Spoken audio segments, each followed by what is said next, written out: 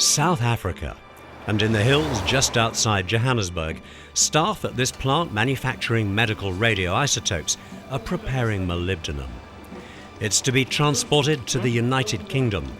There, in the form of technetium-99, it'll be used in hospitals as a life-saving diagnostic tool.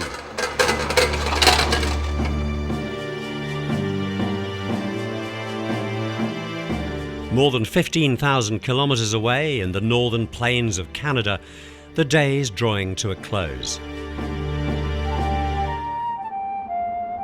Here at McArthur River, the world's largest uranium mining operation goes on 24/7. This uranium ore is the raw material for the fuel used in nuclear power plants, generating electricity to meet the world's ever-growing energy needs.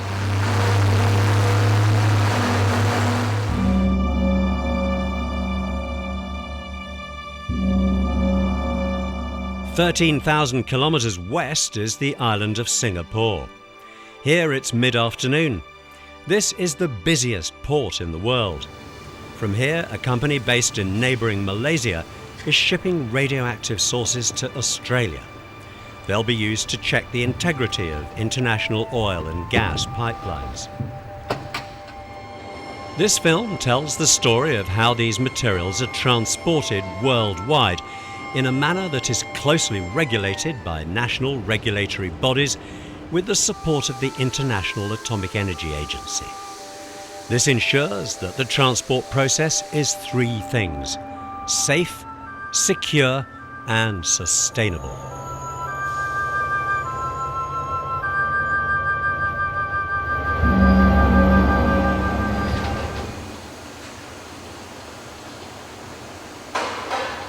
The molybdenum manufactured here in South Africa is a radioactive substance that, in certain forms, decays in a matter of hours to technetium-99, a substance that's used as a radioactive tracer to diagnose the malfunction of organs in the human body.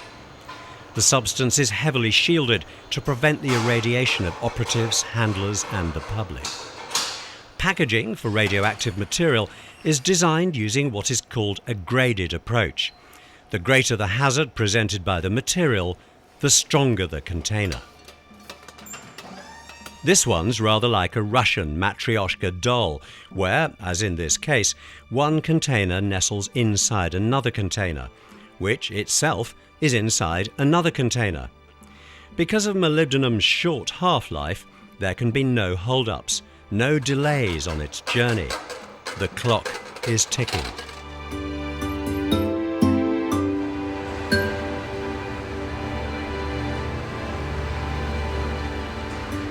"640 metres underground at McArthur River in Saskatchewan, a drilling and reaming operation produces heaps of uranium ore.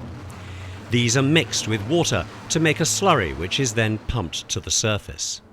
The slurry then begins its long journey by road to a series of processing plants, from which refined, enriched uranium eventually emerges in pellet form. The pellets are inserted into fuel rod assemblies, ready for use in nuclear power plants. The mine achieved international standard certification in 2003. It's one of a very limited number of sites in the world where uranium can be economically mined.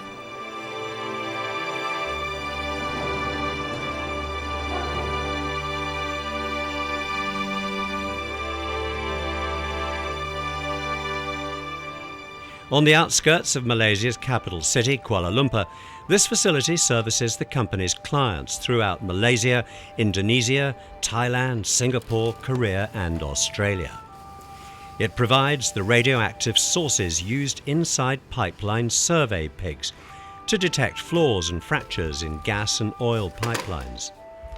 It's work which helps to maintain the security of the energy supply all over Southeast Asia. Today, they're preparing 4 such radioactive sources to be transported in an overpack by road to a freight company in Singapore.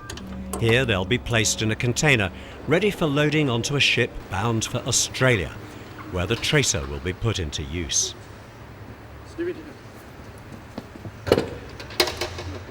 Packages of radioactive material must be checked for activity before they're shipped. This is both to ensure that the radiation dose rate at the surface of the package is within the limits prescribed by the regulatory authorities, and to check for incidental surface contamination.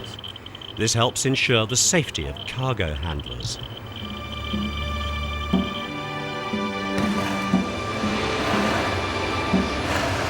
Radioactive material is on the move around the world all day, every day, 24/7, 365 days a year. Although the general public tends to focus on the transport of nuclear fuel, especially spent fuel, in fact such movements account for little more than 5% of all radioactive consignments. Every year, about 20 million packages are routinely transported by road, by rail, by sea and by air. They're classed as dangerous goods by the United Nations, which issues regulations to prevent such goods of any nature from harming people, property or the environment.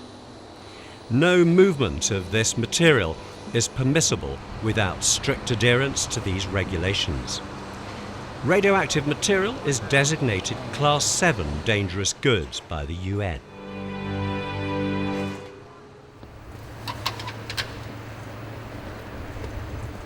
Back at the facility in Kuala Lumpur, the package sources are being loaded into an overpack, which later will be loaded into a shipping container for the voyage to Australia. The main guarantee of safety in the transport of radioactive material is the packaging. Like the special container we saw earlier, this is designed in accordance with the IAEA's regulations, which are themselves developed in close consultation with IAEA member states. All package types are tested to ensure that they withstand fire, impact, wetting, pressure, heat and cold.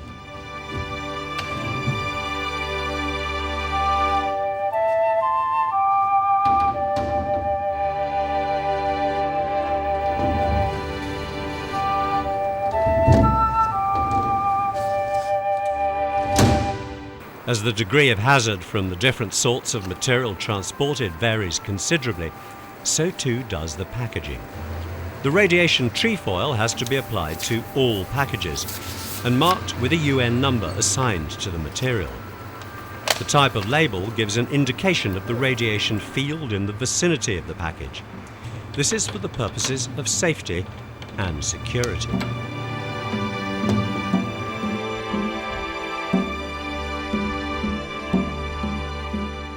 On the other side of the world, in South Africa, a van has arrived to take the molybdenum, shielded in its packaging, to Johannesburg Airport. The package has already been sealed to prevent tampering. Now, as is required worldwide, the vans are carefully placarded. Road vehicles must have placards on either side and at the rear of the vehicle, carrying the trefoil symbol and the UN class number 7. This shows that the vehicle is carrying radioactive material. The movement of radioactive material is strictly governed by regulations produced by a section of the United Nations, the nuclear watchdog, the International Atomic Energy Agency.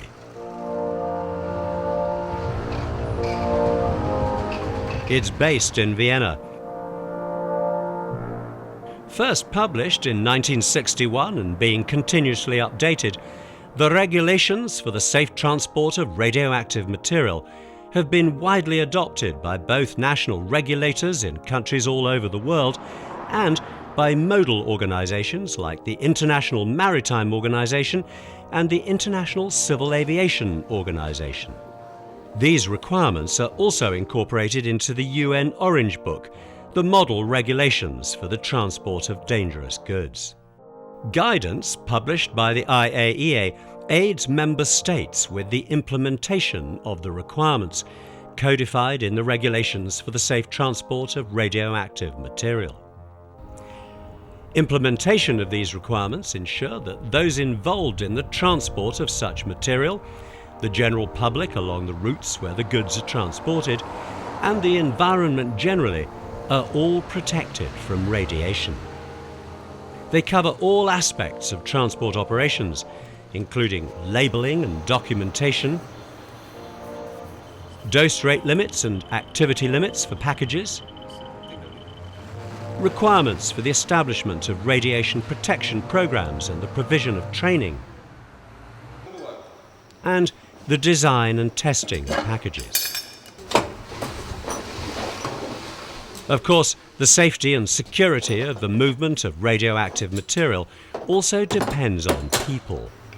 The centralisation of standards through the IAEA helps ensure a consistent level of understanding of the risks posed by this material worldwide. People handling this material are trained to know the hazards that arise from handling it, to know what precautions to take, and to know how to respond in an emergency. A recent survey found that most transport workers involved in radioactive material receive a higher level of exposure from background radiation than from their work. It's because of the high level of regulation and high level of training that the safety record for the transport of radioactive material is as good as it is. When the South African paperwork is complete, these urgent medical supplies can depart for Johannesburg International Airport. Note the endorsement by the Radiation Protection Officer.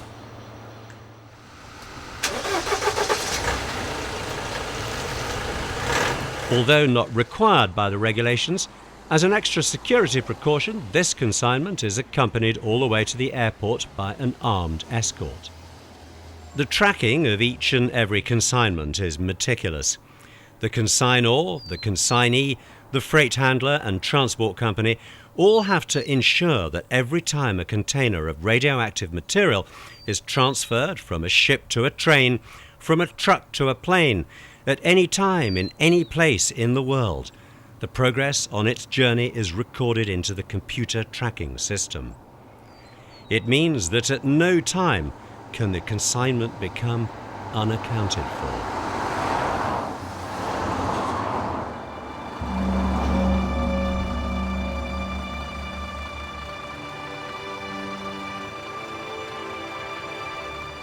A similar truck with the sources from Kuala Lumpur is arriving at a freight handling company in Singapore, where the overpack will be placed in a container before going to the docks.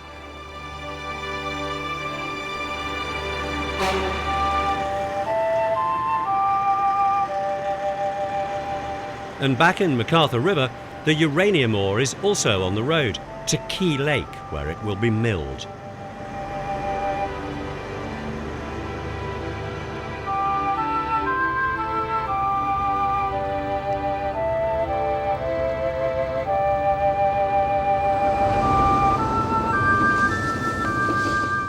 The road connecting the two plants is 78 kilometres and cuts through what at minus 30 degrees in winter can be a very inhospitable landscape.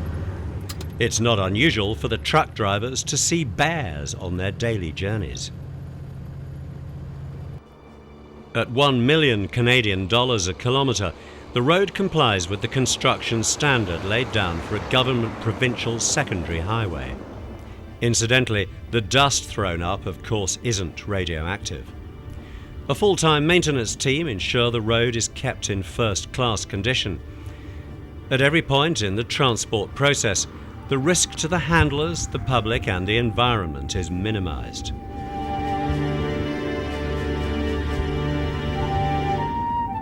For reasons of both safety and security, the drivers of such vehicles are given special training and observe numerous checks en route. On this particular journey, they report their progress as they pass each 10-kilometre marker post.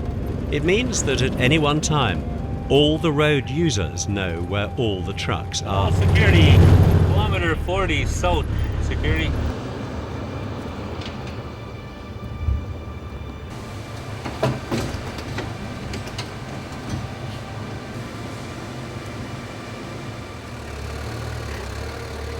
Here in Singapore, the four sources from Kuala Lumpur are padlocked to steel eye bolts set in concrete inside a secure compound, which is itself locked. while they await onward transport to the docks. Security is tight. The alarm here runs straight through to the local police. As in this case, radioactive material is often carried by companies that specialize in the transport of dangerous goods. They have highly trained staff working at premises like these with safe and secure storage facilities.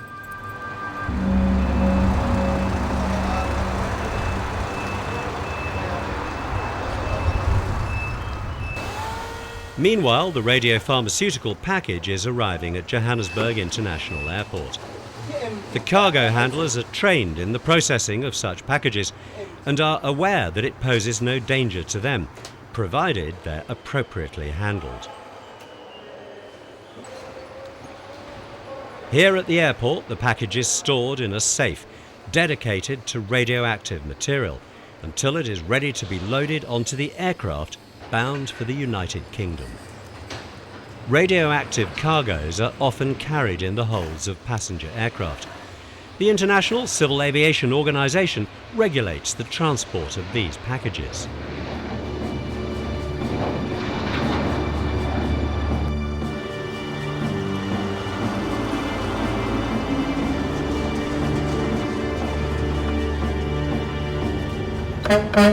In northern Canada at Key Lake, the truck with the uranium slurry has completed its 78-kilometre journey and goes straight to the unloading bay.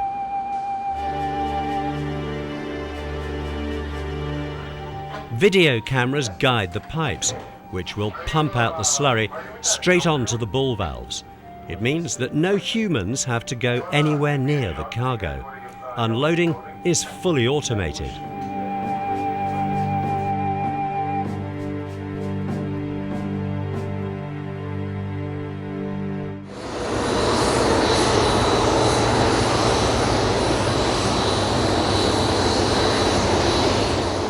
At London's Heathrow Airport, the radiopharmaceuticals from Johannesburg have just touched down. As the world's busiest international airport, Heathrow handles a large number of radioactive packages every day, reflecting the very widespread use of these materials.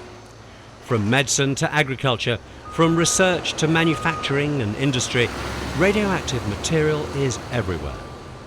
A tiny radioactive component is an essential part of the smoke detectors found in tens of millions of homes all over the world. Radioactive material is used in many light bulbs, for sterilizing food, for measuring the thickness of paper, for treating cancer. Uses too numerous to mention all of them here.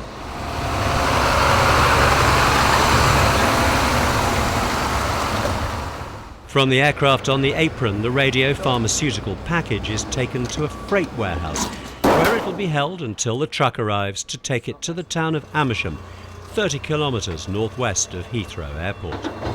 There it will be prepared into the product, which will be delivered to hospitals all over the United Kingdom.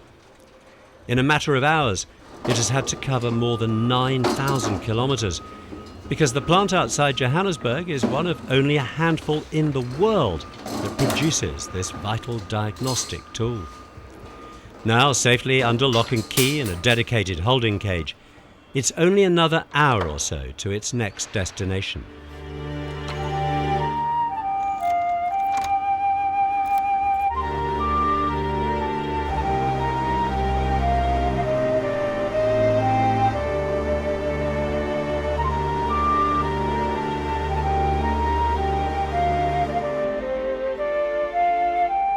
Here at Key Lake, the uranium slurry is being processed through a series of tanks, leading to the production of yellow cake, a powdery uranium concentrate.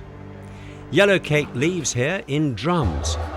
An automated system fills the drums, which are then checked, sampled, labelled, and loaded into a truck, which will set off on a road journey across Canada to a processing plant at Blind River, Ontario. There are some 435 nuclear power reactors in 30 countries, but only a few countries have geological uranium deposits available for mining. If nuclear power plants are to continue providing much needed energy, the transport of nuclear material is essential. Again, this material is very carefully labelled. Drums are always stacked on the trailer deck, never on top of each other, and bound together with a heavy-duty steel binding. Wooden battens nailed to the deck ensure nothing can move on the long journey.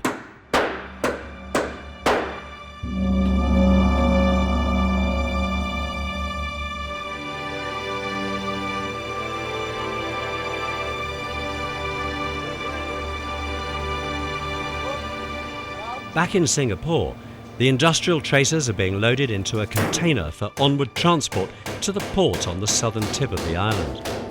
Great care is taken to secure the overpack inside the container.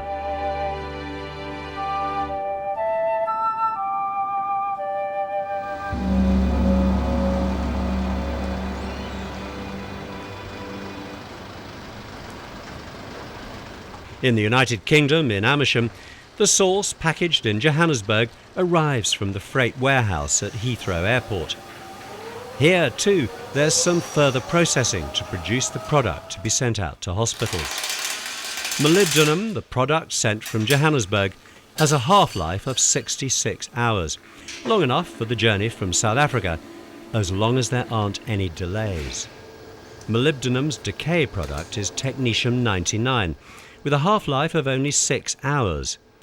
This makes it particularly suitable for injecting into the human body by doctors diagnosing the malfunction of vital organs, because it becomes harmless in such a short time.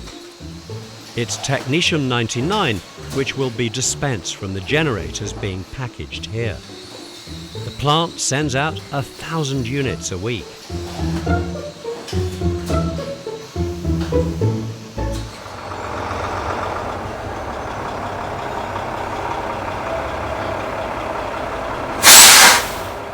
At the Port Hope conversion facility on Lake Ontario, trucks arrive from the Blind River refinery. The ore, mined at MacArthur River, has now been processed and refined into a product nearing the end of its journey, to the point where it can be turned into pellets for nuclear fuel.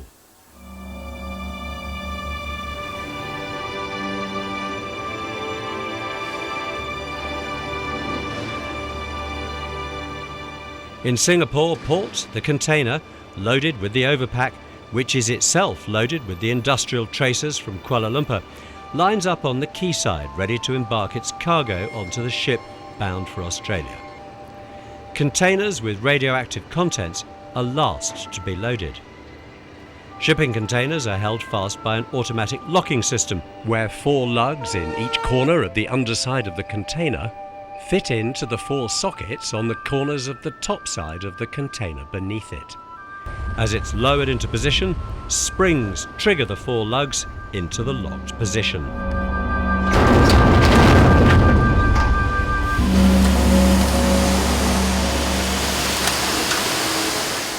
Still in Port Hope, the uranium has come here from the conversion facility to a fuel manufacturing facility, where it'll be turned into pellets, for subsequent insertion into these fuel rod assemblies. In this very pure form, it's negligibly radioactive, and the principal requirement is for cleanliness. These fuel rod assemblies lie at the heart of nuclear energy. A single uranium pellet, measuring about 20 millimeters in length, is equivalent to the energy produced by 807 kilograms of coal, 677 litres of oil, or 476 cubic meters of natural gas. About 8 pellets can provide an average home with enough electricity for an entire year.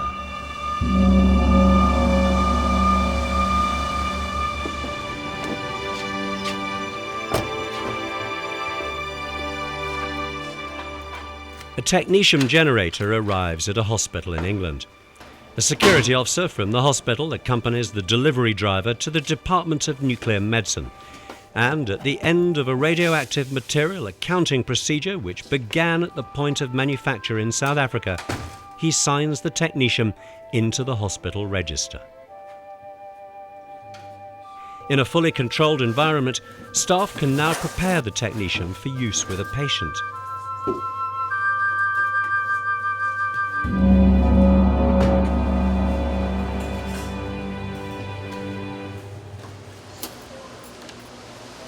So, as the 3 different radioactive materials reach the end of their global transit, the carefully followed IAEA requirements and guidelines for the safe transport of radioactive material have ensured these products arrive with their end users safely, securely, and on time.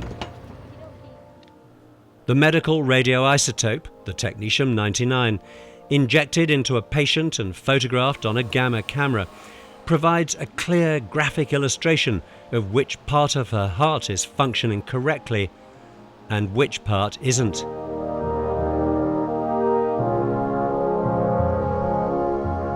The industrial tracers from Kuala Lumpur, nearing the end of their journey, will be used to check the metallurgical integrity of oil and gas pipelines, providing the people of Australia with a vital energy resource. And the uranium ore, mined originally from 640 metres beneath the northern plains of Canada, will be used to produce light and heat in cities and towns all over that country. This couldn't have happened without the movement of these goods over thousands of kilometres. But our story doesn't end here. Up to now, we've looked at the transport of radioactive material from the point of manufacture to the point of delivery to their end user. Of course, even after it has been used, radioactive material is still radioactive and is still considered to be dangerous goods. The material remains subject to the IAEA regulations for the safe transport of radioactive material while it is being transported into recycling or permanent waste storage.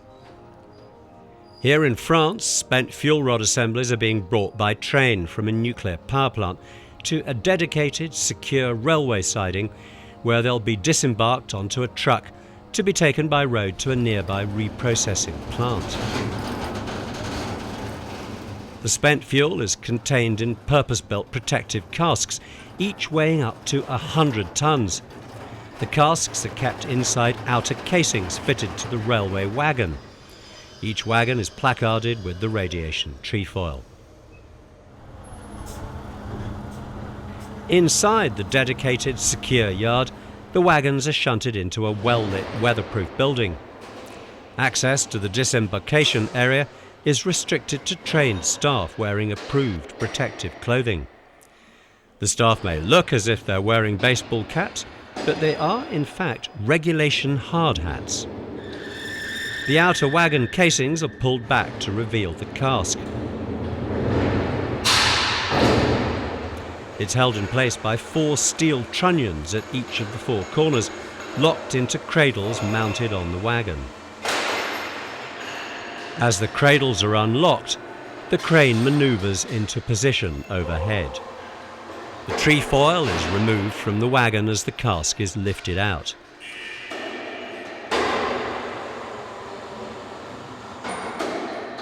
Before its complete removal, the first of several wipe tests takes place to check for contamination.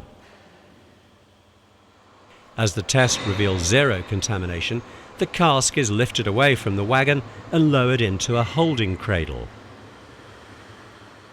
The road vehicle is a dedicated purpose-built truck, constructed with a cradle identical to that on the train wagon.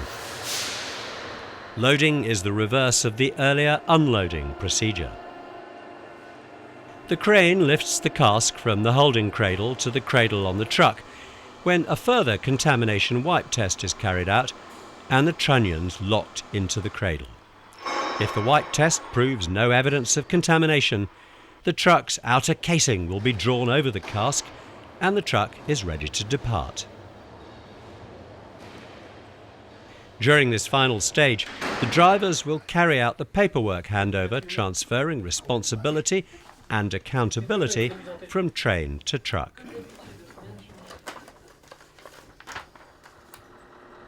Before leaving the dedicated rail terminal, further checks are made to ensure that external package readings comply with national and international safety regulations for the transport of radioactive material.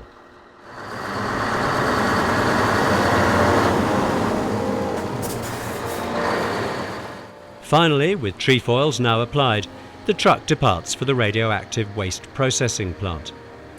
Some of the spent fuel components will be recycled and transported once again in their new life.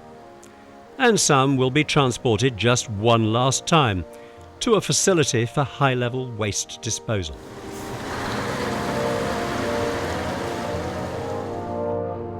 Modern society can't function without and benefits enormously from radioactive material. Transport is an integral part of the life cycle of such material. By working with other international and national bodies on labelling and documentation, the design and testing of packages, on dose rate limits and activity limits for packages, and on requirements for the establishment of radiation protection programs and the provision of training, the IAEA helps ensure the authorized, safe, secure, sustainable, and uninterrupted transport of these vital goods all day, every day, for the 365 days of the year, as the world demands.